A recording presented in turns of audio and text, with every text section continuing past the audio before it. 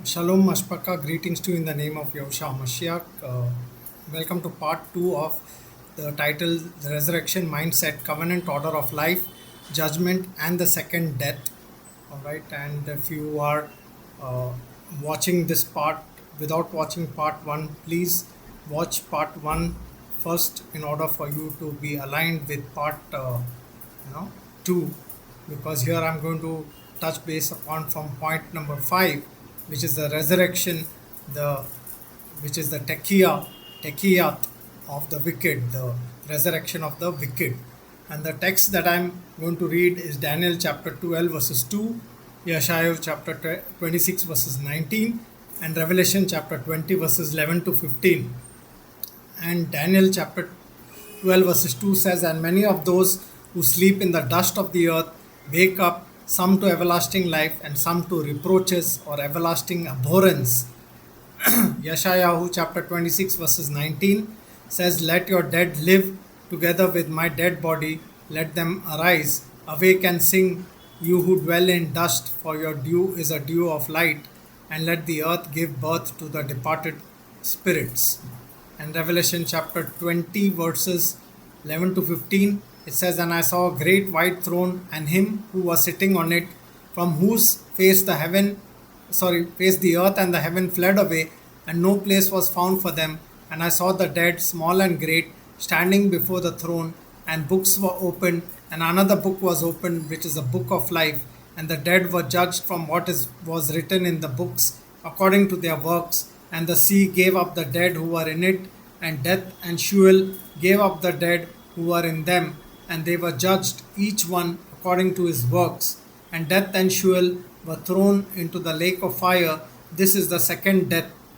And I saw a great white throne, and him who was sitting on it, from whose face the earth and the heaven fled away, and no place was found for them. And I saw the dead, small and great, standing before the throne, and books were opened, and another book was opened, which is the book of life. And the dead were judged from what was written in the books, according to their works. And the sea gave up the dead who were in it, and death and Sheol gave up the dead who were in them, and they were judged, each one according to his works. And death and Sheol were thrown into the lake of fire. This is the second death. So, the Hebrew mindset here is that the resurrection serves the courtroom of Elohim, a public shafat or a judge who is seated on a throne, and all are raised, so justice is visible after verdict comes from the final end. All right, and the verdict we saw was the fire, the ash, the afar, the ashes, and the abaddon, the perdition. All right, thus resurrection is procedural to judge. Annihilation is the penalty for the wicked. All right, so it's not eternal tormentation but annihilation of the wicked. The structure of Tekiyat Harashim is that Takiyat has got the root word Khaya, which means to live, to make alive, to revive. And Ha is the definite article, and Rashim is the wicked or guilty ones. So the phrase means resurrection of the wicked. So the relation to the Takat, all right, now Tekiyat is related to Takat, and Takat in Hebrew means under, beneath, or instead of. So although not etymological root of Tekiyat, its form and initial letters tak align conceptually with the movement upward from beneath. So in Tanakh, revival and resurrection are repeatedly pictured as life drawn up from underneath. Psalms chapter 86 verses 13, "You have delivered my soul from the lowest Sheol." And the words there is mi Sheol taki taya. Sorry, mi Sheol tak tia. All right, so those are the Hebrew words. So the lexical proximity allows the same spatial imagery in Tekiyat, which was Takat, which is below, and something that is below is brought up. So thus, Takiyat implies an ascent out of the Takat, life emerging from what lay beneath. So the structure and sense of Rashiyam, that is the wicked, all right, which means to act wickedly, to be guilty, and is the wicked people who are not in the covenant, all right, who exalt themselves or oppose themselves from the order of Elohim, as seen in various scriptures as Psalms chapter 1 verses 1, Yeshaya chapter 26 verses 10, Daniel 12 verses 2. So the conceptual synthesis is revival, life called upward, those guilty of self-exalted, revival from beneath of those who rose against the divine order. They have to be brought to justice. They have to be brought to consciousness to for them to realize what they have done, being in the mortal body, and how they have were outside the covenant, and they were the oppressors, and they were you know bound for shame or contempt. So that kind of indignation or judgment has to be passed on them, because that realization has to be there.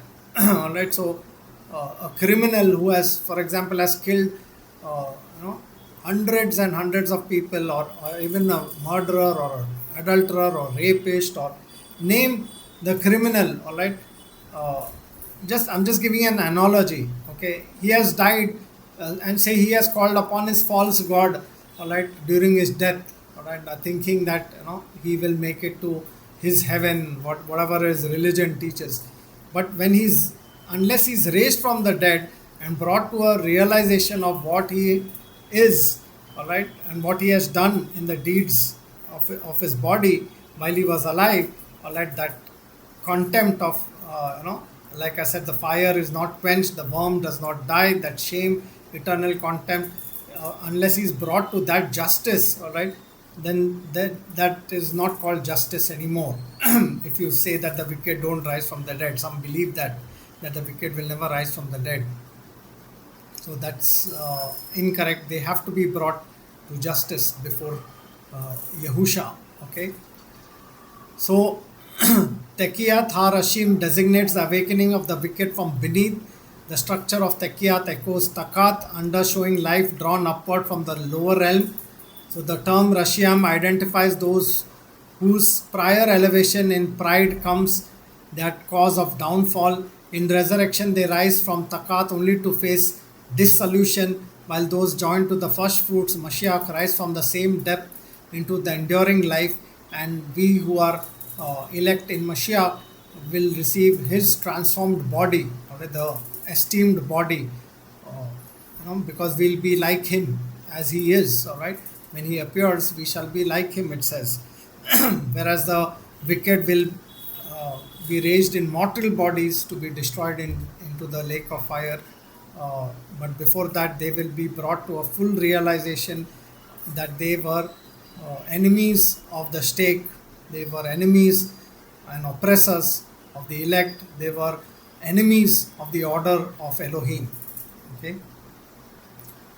So we can see this prophetic witness to annihilation in Sodom, Edom, Nineveh. We already saw in Genesis 19 the Gophereth fire and brimstone poured out on Sodom and Gomorrah, which is a model of total destruction. All right, and we'll read a few passages over here with the Hebrew mindset, which talks, where Jude or Yehuda in the New Testament speaks about. But before that, there are few scriptures which you can read later on from Obadiah chapter 1 verses 18, where it talks about no survivor, complete end of Edom. Nahum chapter 1 verses 8 to 10, the utter end or final eradication of Nineveh. Zephaniah chapter 1 verses 18, the fire of his jealousy, the whole earth consumed. Psalms 37:20, like smoke they vanish, wicked fade to nothing. So you can read all these scriptures. Now let's turn to Jude chapter 1 verses 6 to 13. 6 and 7 and verse 13. It says, and the messengers who did not keep their own principality but left their own dwelling, he has kept in everlasting shackles under darkness for the judgment of the great day.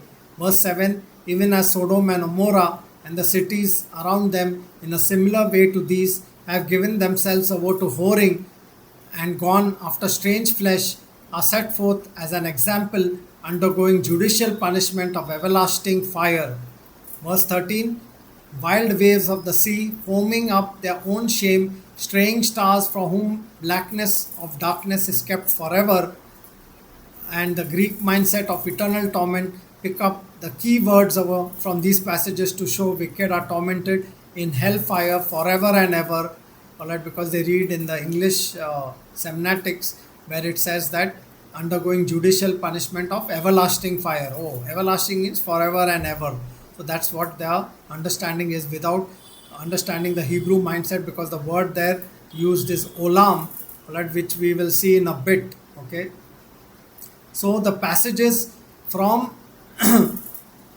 Jude, if we understand from the Hebrew mindset, we understand that it's darkness and restraint before judgment.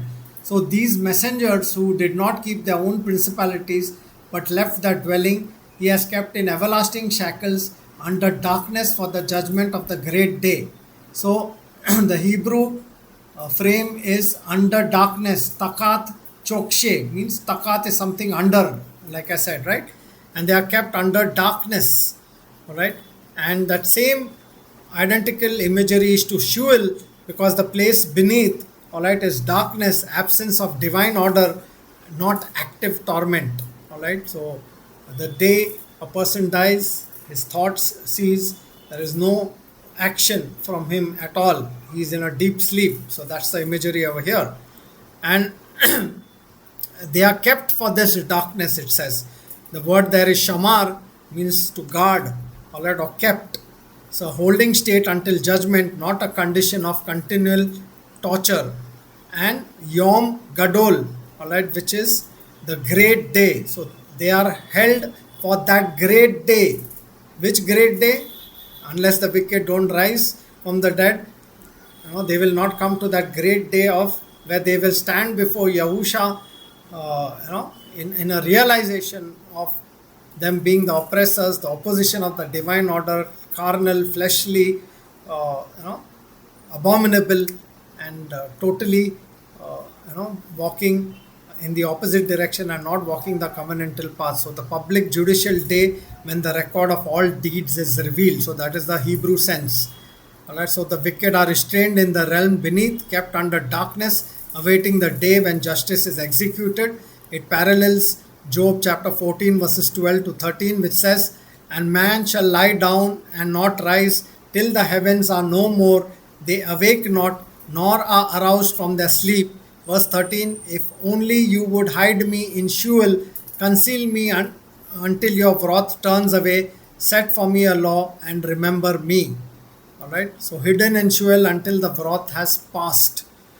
Okay. So even the righteous sleep in the dust of the earth, but they are not reserved for the blackness of darkness. But as Job says, that you would hide me or conceal me in Sheol, all right, and set for me a law and remember me on that great day and reward me for my covenantal path, the way that I walked in your order, in your righteous ordinances. All right, that's the picture here. So Jude chapter 1 verses 7, Sodom and Gomorrah, example of fire. Sodom and Gomorrah set forth as an example undergoing judicial punishment of everlasting fire. Now the word everlasting, the Hebrew word is olam, which means something hidden beyond horizon, duration to the vanishing point. And the contextual note is not inherently endless, denotes an age whose end is out of sight. All right. Esh olam, when you say Esh olam, fire whose result endures. So the fire that consumed Sodom is long gone, yet its judgment remains as a witness. Isn't that beautiful? If you understand that Sodom is no longer being continuously burnt by fire, eternal torment. It's destroyed once and for all. But what happened in Sodom? All right, is a continuous witness for all those who afterwards would live ungodly, as the scripture says. So the Olam fire is the irreversible judgment that left permanent testimony, not an eternally burning condition. The example proves finality, not perpetual torment. Jude 1 verses 13, blackness of darkness kept forever. It says, straying stars for whom blackness of darkness has been kept forever. Now the words, Hebrew words there is adad, alright, which adad is a dual of witness, perpetuity, A literal gloss is unto witness, witness, idiom for unending testimony. Chokshe Shakar, which is translated as blackness of darkness, total absence of light or revelation. It's a symbol for separation from the presence of Elohim. So the phrase does not define an infinite timeline, but a permanent state of negation, total extinguishing of light, equivalent to the second death. Ad functions as a legal idiom. The verdict stands as its own witness forever. Once rendered, it never needs repetition. All right, so the combined Hebrew pattern of Jude 1 verses 6 to 13 is holding before judgment. They are kept, the expression is that they are kept under darkness, and where they are kept in darkness, the Hebrew concept is Sheol, realm beneath, and it's a temporary restraint. The stage is execution of judgment, olam fire, irreversible destruction, first death resulting into second death. And the final state is blackness of darkness, adayad, witness of completed judgment, permanence of extinction. So the next thing that we will look into is outer darkness, which is translated as chokshe, chit, zonit, and gnashing of teeth. All right, charikat, shinaim. So the text that we'll read is Matthew chapter 8 verses 12, Matthew chapter 22 verses 13, and Matthew chapter 25 verses 30. I'll read Matthew 8 verses 12. But the sons of the rain shall be cast out into outer darkness. There shall be weeping and gnashing of teeth. Matthew 22:13. Then the king shall said to the servants, bind him hand and foot, take him away and throw him out into the outer darkness. There shall be weeping and gnashing of teeth. Matthew 25:30. And throw the worthless servant out into the outer darkness. There shall be weeping and gnashing of teeth. So the Hebrew mindset here is darkness, loss of covenantal light, gnashing, which is the shame and rage at being excluded from the covenant. It is social judicial language for being outside the kingdom's choke, not description of an underlying torture realm. All right, so the phrase in the Basharas, if you read the phrase the outer darkness, all right, when translated into Hebrew, the words are ha chokshe, ha kitson. All right, where chokshe means darkness, obscurity, absence of light. Kuts or kitson means outside, outer region, that which is beyond a boundary. So meaning of chokshe, it has the root word chakak. Chakak means to be dark, withheld, obscured. It is the same word used in Genesis 1 verses 2. Chokshe, which is darkness, was over the face of the deep. It can also describe spiritual dullness or loss of revelation. They walk in darkness. Psalms 82 verses 5. They do not know, nor do they understand. They walk about in chokshe, all right, which is darkness. All the foundations of the earth are shaken. So chokshe, the state where divine light, presence, or order is withdrawn. Kitson, it has the root word kuts, which means outside, beyond a boundary. Derived adjective is kayats, which means outer, external, and the related root word is katsa or kits, conveys to divide, to separate, a partition. Thus, kitson marks a division or expulsion, that which lies beyond the set apart boundary. So beautiful if we understand. They are cut off, set apart, outside the set apart boundary. So that's the picture over here. So the combined sense of ha chokshe, ha kitson, the darkness that is outside the separated region, Hebraically expulsion from the sphere of divine order and light. It expresses the same reality as cut off from among the people outside the camp, cast into the valley of Ben Hinnom.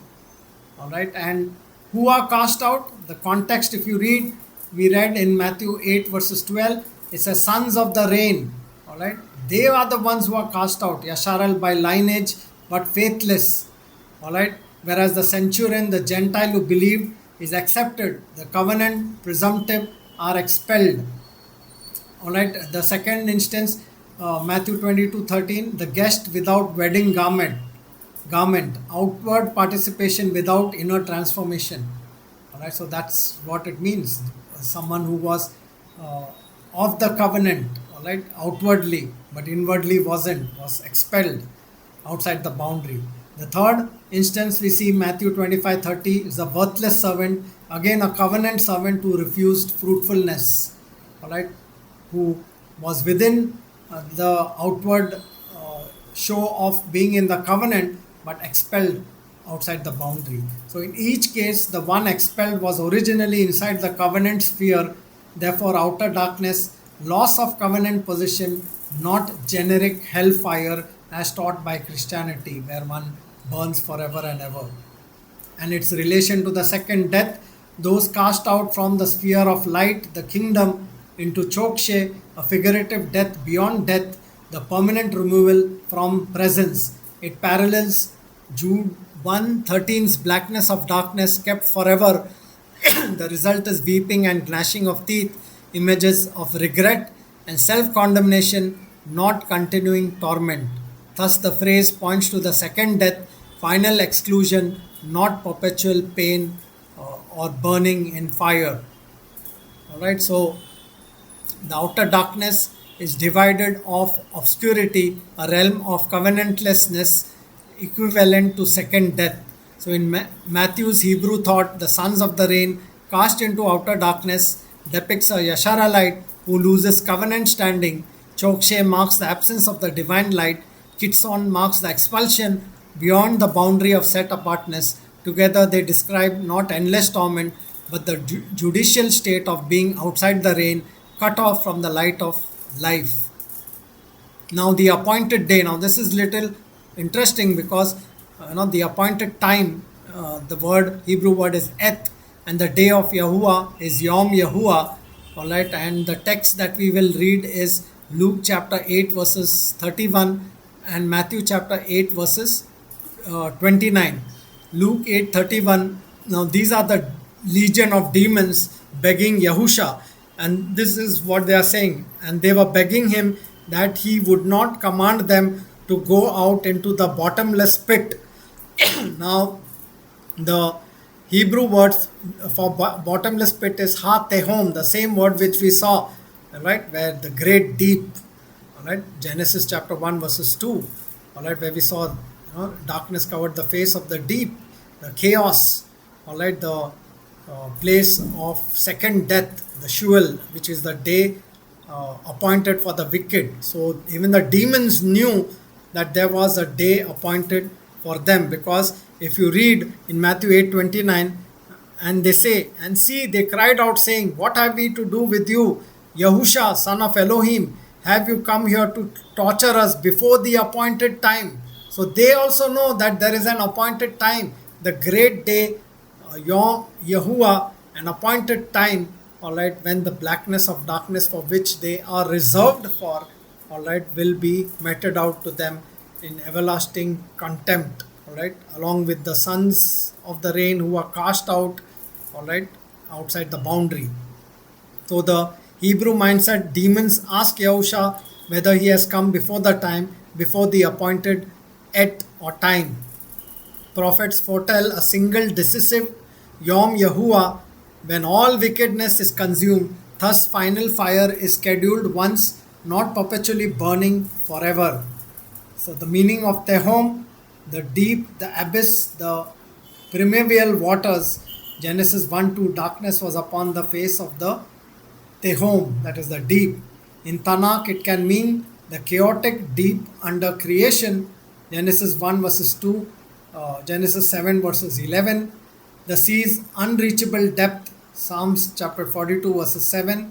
The underworld from which none act or speak, Psalms 71 verses 20. So Ha Tehom, the unbounded deep where no order or action operates. So the demons plea in Luke chapter 8 verses 31, they begged him not to command them to go into Ha Tehom, So they feared being sent into the same realm of inactivity known from the creation story, a place of restraint until an appointed time, kept in chains under darkness for the judgment of the great day. It is not described as fiery torment, but as confinement and silence.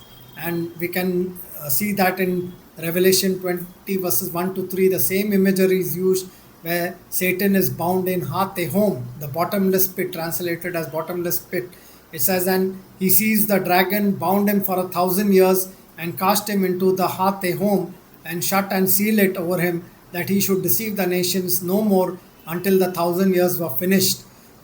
So the phrase sealed over him, all right, is the images of the sealed pit or sea, the boundary set by divine authority, so that he should deceive no more, loss of power to act, state of paralysis or suspension.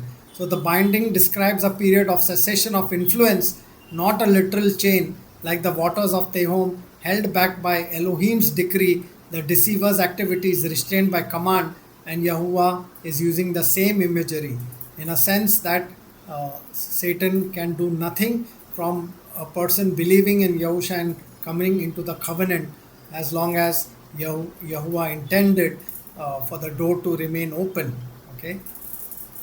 So function of Hatehom in Hebrew cosmology is above, heaven's light order revelation; middle, land habitable realm of human action; and below, which is Tehom, deep silent unordered region. So when a being is sent to Tehom, it is placed outside the sphere of active creation, unable to speak, work, or deceive. It is a spiritual equivalent of death's stillness. The dead praise not Yahuwah. And when Satan is said to be bound in Hatehom, it means that he is only restrained, all right, from allowing people to get converted to Yahusha HaMashiach. He can do nothing to deceive them, all right, while the whole world is under his deception. All right, those who are ordained for eternal life, he cannot stop them. He is restrained, all right, until he is loosed and unrestrained from Hatehom, and the door is closed. And we are in that phase right now, because many have fallen and gone into mystery Babylon, and the signs are showing that the door is closed, all right, unless Yahusha saves a few of them right at the end, all right, when they come to a realization that they are outside the boundary. So it's entirely up to Yahuwah to do that. Okay. So the symbolic reading of Revelation 20 in Hebrew terms, binding is setting a limit, deceiver's freedom removed. 1,000 years is the fullness or completeness of restraint, an age of peace and order when salvation door is open, losing is boundary lifted, deception permitted again before final judgment and salvation door closed. Thus, Hatehom is not an eternal torture chamber, but a period and place of suspended activity, mirroring the lifeless waters before creation. So in Hebrew understanding, Hatehom is the deep realm of silence and restraint beneath the ordered world. When Yahusha's authority confines the rebellious spirits there, it pictures the withdrawal of their power to act or deceive. Revelation 20 continues the same imagery.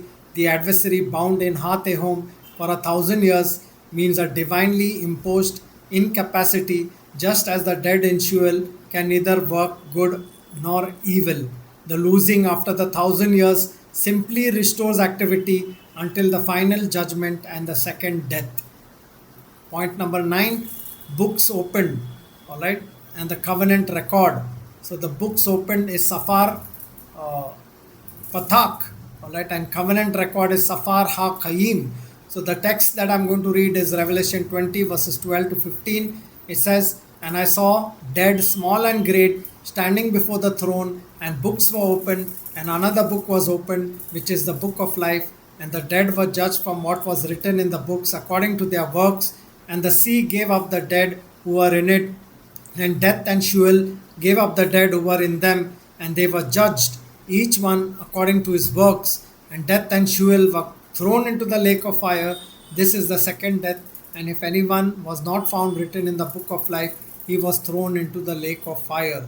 So the Hebrew mindset here is the books opened is not a mechanical process of checking files, but a covenantal unveiling that exposes whether a person is inscribed within or outside the living Torah. Yahusha is omniscient, and he does not require a book, to open up and say, okay, is his name there? Is his name not there? And call out names. No, this is carnal way of thinking, because it's not a mechanical process of checking files, but it's a covenant unveiling. All right, the heavenly Torah registers, all right, being opened, all right, where Elohim is omniscient. The opening is public declaration of justice. Those not in the Safar HaKaim are cast into the lake of fire, the Agam HaEsh, and Hamita HaSheneyad into the second death. All right, the word Safar, the root word is means to count, record, or inscribe, and the extended meaning is to recount, to declare, to order. Like also, there is a word sofer, all right, which is translated as scribe, as Ezra was a sofer skilled in the Torah of Moshe or Masha, all right, or Moses, you can say. So, scribe, one who writes or keeps record. Mishpar is another word which has the root word safar, which means number or count. All right, as Yahuwah told Abraham, count the stars. The same word safar, mispar, is used. And the other word is sifur, which is story, account, testimony, telling or recounting an event. All right, so all these have the root word safar. So every derivative keeps the same idea, ordering and recording, whether by number, writing, or narration. So in covenant usage, safar always carries the sense of divine accounting. The books opened, the Hebrew concept. So Daniel 7:10 and Revelation 20:12 both use the imagery of Sepharim. Niptakhu means books were opened. In Hebrew consciousness, this equals the unsealing of the Torah itself, the revelation of its judicial standard. Daniel 7:10, a stream of fire was flowing and coming forth from his presence, and 1,000,000 served him, and 10,000 times 10,000 stood before him. The judge was seated, and books were opened. So in Hebrew consciousness, this equals the unsealing of the Torah itself, the revelation of its judicial standard. So the book, which is the Safar, the Torah itself, the covenant record, contains both the blessing and curse. The opening, unveiling, sealing reveals true alignment of each life to the covenant. Weighing, balancing scales measures whether one walks in Torah of life, which is the Torah HaKaim, or Torah of sin and death, or Torah HaKet, Uau HaMavet. Alright, so whether you are in the Torah of life or in the Torah of death. So thus the opening of books is the moment when Torah reveals itself as the living judge. Its light exposes what is in every heart. And like I said, Yahuwah is omniscient, all right, and Yahuwah is transitioned as Yahusha. So Yahuwah Shaphat is Yahusha himself, who is seated on the throne, and it is a judicial courtroom imagery that is depicted over here. Not that he will, like every person in this world, will be called one by one by name, because being omniscient, the judgment will be meted out once, because everyone will be made to realize what they have missed and how they have been outside the covenant boundary, and why they are going through this everlasting contempt of the worm does not die, the fire is not quenched, all right, and chains of darkness, being into second death, all right. So Yahusha as the living scribe, the living sofer, and Sephar, which is the scroll, all right, is to be understood as Jeremiah chapter 31 verse 33 says, I will write my Torah in the inward parts and on their hearts. So the internal inscription replaces external record. 2 Corinthians chapter 3 verses 3 echoes the same thought, not with ink but with the ruach of the living Elohim, not on tablets of stone but on tablets of fleshly hearts. Therefore Yahusha is both Sofer, who is the writer, and the Safar, embodied Torah. He inscribes his covenant on hearts, dividing those cut in from those cut out. All right, the two inscriptions. So, Romans chapter 3, verses 19 to 20 says, "And we know that whatever the Torah says, it says to those who are in the Torah, so that every mouth may be stopped, and all the world come under judgment before Elohim." Verse 20, "Therefore, by works of Torah, no flesh shall be declared right before him, for by the Torah is the knowledge of sin." So, the counting and cutting in the same root. All right, so to count is to include or exclude. To cut is to separate covenant members from non-members.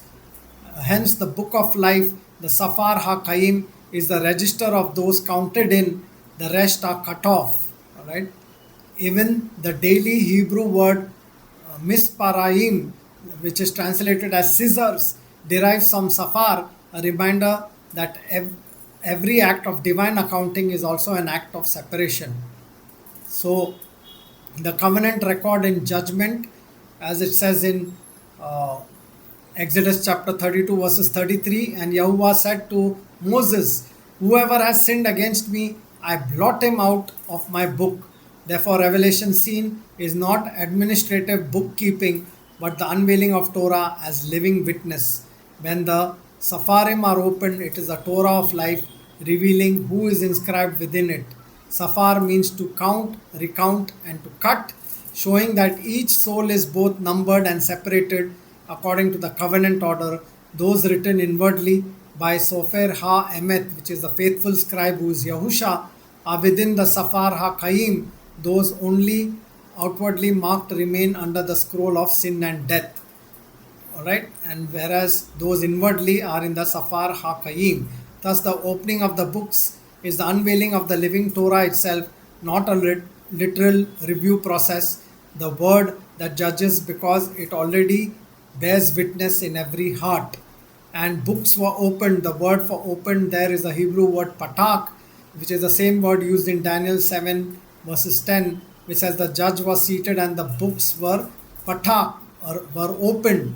So the word patak means to open, to unseal, to make accessible, as it is used in Genesis chapter 7, verses 11. All the fountains of the deep were opened. So the fountains of the deep were patak, means they were opened up. What was beneath was all, came gushing out. So that's a picture. Ma patak, key, all right, the key of David. Remember, it says in Isaiah chapter 22, verses 22, about the key of David, the Ma patak. And patak is the doorway, the opening, the entrance.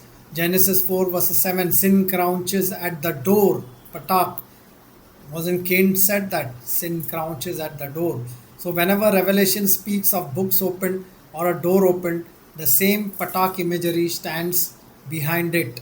So the Hebrew frame, Nibtaku Safarim, books were opened. The act of patak here means unsealing, access to hidden record, not literal paging through scrolls. Is the same movement seen when the seal scroll of Yeshayahu chapter 29, verses 11 becomes readable in Revelation 5, because Yahusha opens the covenant record, the Torah of life, to make its contents manifest. So door he opens, no one can shut. Doesn't Yahusha say, echoing Isaiah chapter 22, verses 22, saying that the key of the house of David I will lay on his shoulder. He shall open patak and none shall shut, and he shall shut and none shall open. And the same words Yahusha uses in Revelation 3, verses 7 as read from Yeshayahu chapter 22, verses 22. Here Ma patak is instrument of opening from the same root. In Hebrew thought, the key of David, the authority over access, deciding who enters the house of covenant and who remains outside. Yahusha is holding that key. He is the one who opens the Safar HaKaim to the elect and shuts it to those who reject it. Alright? And who reject him. I'm sorry.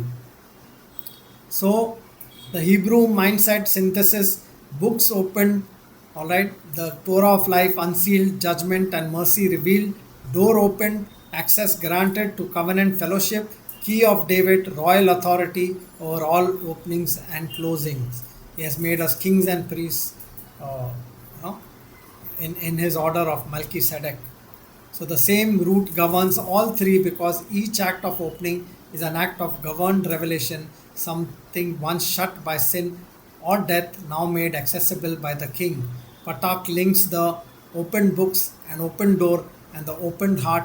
The Mapatak David, the key of David, is the delegated authority of Yahusha to open what no one else can open, the Torah of life, the gates of rain, and the inner heart of his people. When the books are patak, it is the same movement as the door he opens. None can shut, the covenant unveiled, and access to life granted by the one who holds the key. All right, and uh, point number 10, the synthesis of covenant logic of resurrection and end. So, tekia is the resurrection, revival of the dead. The root word is kaya, to live, give life, revive.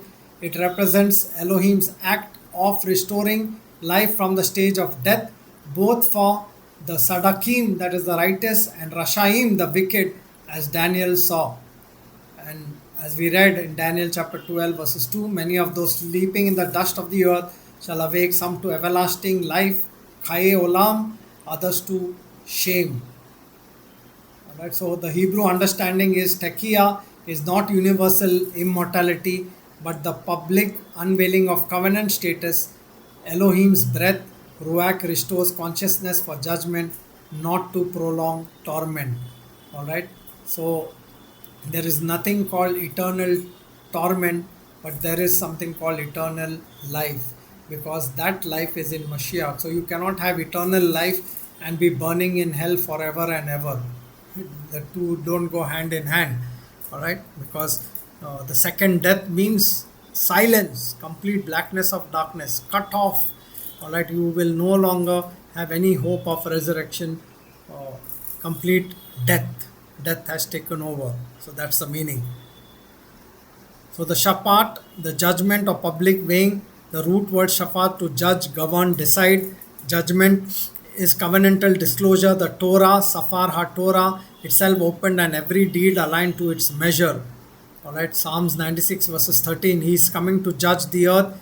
He will judge the world with righteousness. Daniel 7:10, we already read, the court sat and the books were opened. Ecclesiastic 12 verses 14, Elohim will bring every work into judgment. We read Romans 3 verses 19 to 20, whatever the Torah says, every mouth is stopped. The whole world is brought under judgment before Elohim. So Shafat is public vindication or exposure, not investigation.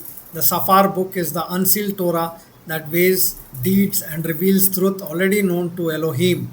And the second death, Hamita Hashenia, this is the final extension of the wicked, and is a complete separation of life expressed through the symbols of fire, sulfur, and ashes.